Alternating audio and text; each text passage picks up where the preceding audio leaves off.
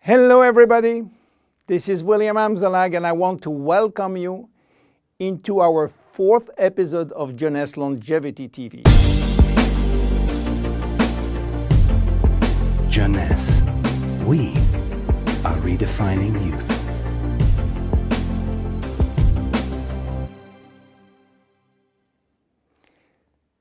To be born is not a crime.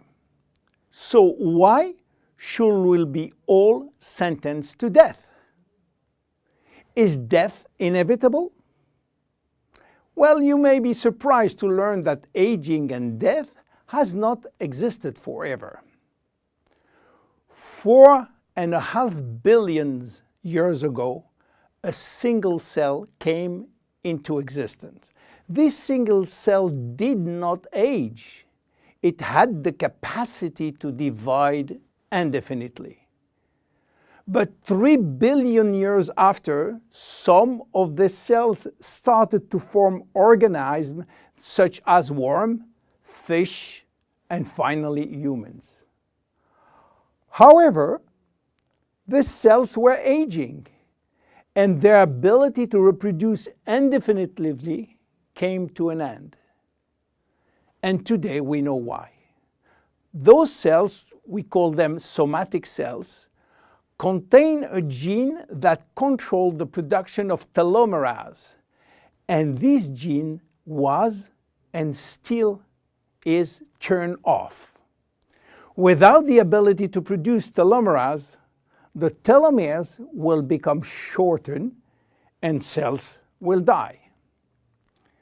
So why there is so much discrepancies in longevity between human and other animals?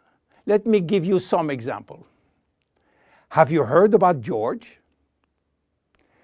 George is an American lobster which was born in 1869 and is now 140 years old. He was a sort of mascot in a New York restaurant and got released in the ocean in 2010. He's probably still alive. How come? Are lobsters immortal? Not exactly, but they do not die of old age because their telomerase is constantly turned on, so the cells do not die. However, they are sensitive to infection in their shell, and they may die from this disease. In Japan, koi fish are known to live very long. They are beautiful fish, usually white with red spot.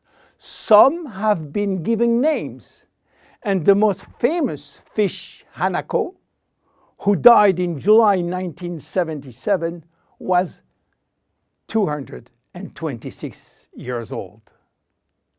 Some turtles also live very long, and one of them, Adwaita, from Seychelles, has lived nearly 250 years. There are even some species which has indefinite longevity, like the bacteria called Arthrobacter, who can be dormant for thousands of years and suddenly wake up.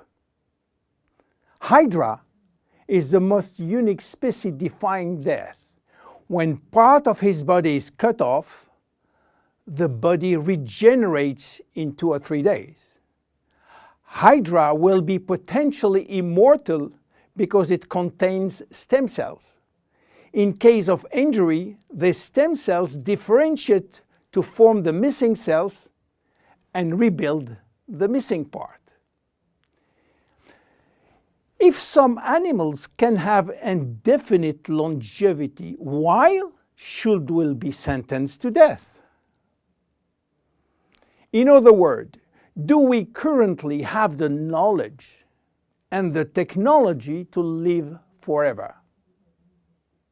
At this precise moment, the answer is no.